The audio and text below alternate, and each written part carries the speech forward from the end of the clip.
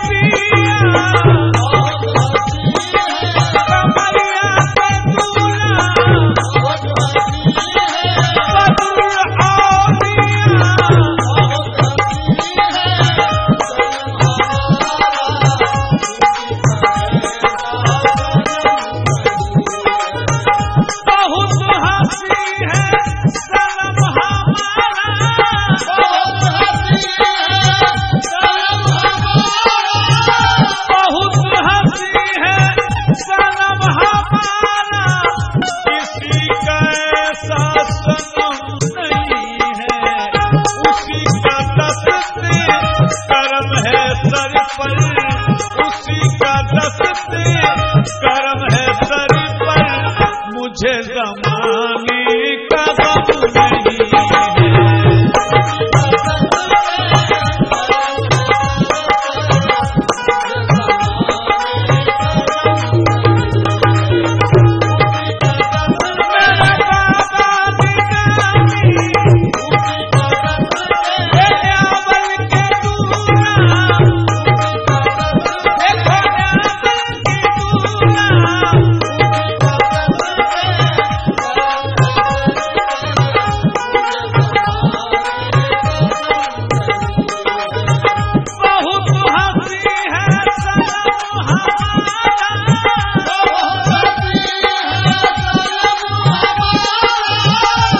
सामईन हज़रात,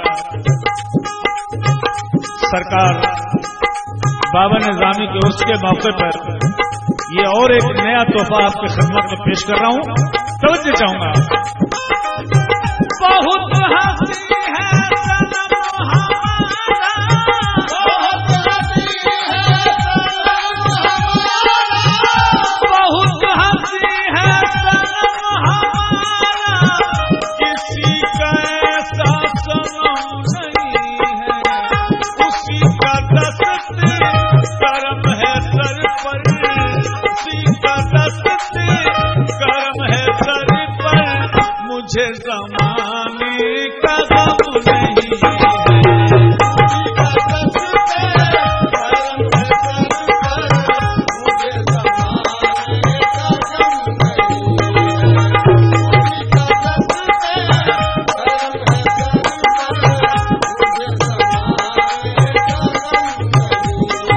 मुझे ज़माने का गम नहीं है।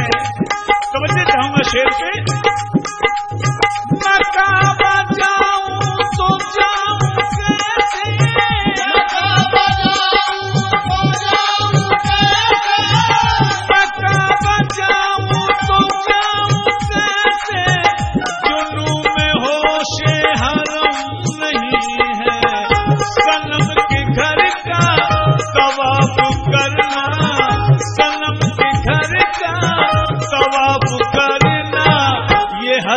अकबर से कम नहीं है।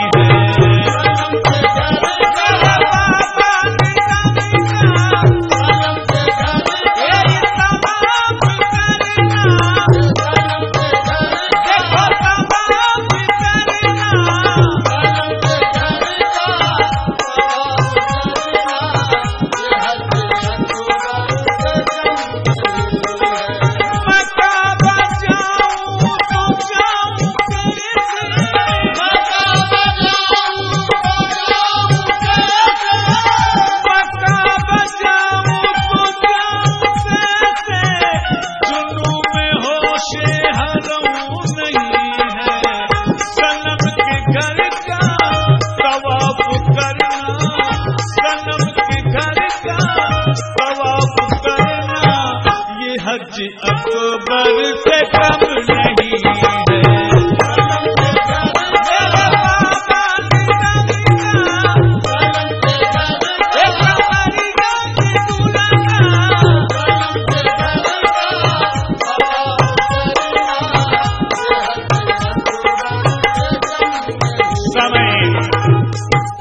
सनम के घर का तवाफ करना ये हज अकबर से कम नहीं है। समझ चाहूंगा शेर में मेरी नजर